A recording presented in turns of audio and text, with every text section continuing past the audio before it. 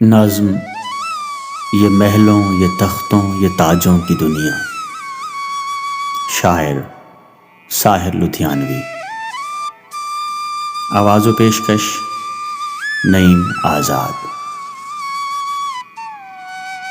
یہ محلوں یہ تختوں یہ تاجوں کی دنیا، یہ انسان کے دشمن سماجوں کی دنیا، یہ دولت کے بھوکے رواجوں کی دنیا.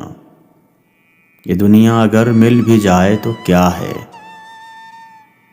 ہر ایک جسم گھائل، ہر ایک روح پیاسی، نگاہوں میں الجھن دلوں میں اداسی. یہ دنیا ہے یا عالم بدحواسی؟ یہ دنیا اگر مل بھی جائے تو کیا ہے؟ یہاں ایک کھلونا ہے انسان کی ہستی، یہ بستی ہے مردہ پرستوں کی بستی. یہاں پر تو جیون سے ہے موت سستی. یہ دنیا اگر مل بھی جائے تو کیا ہے؟ جوانی بھٹکتی ہے بدکار بن کر، جوان جسم سجتے ہیں بازار بن کر. یہاں پیار ہوتا ہے بیوپار بن کر.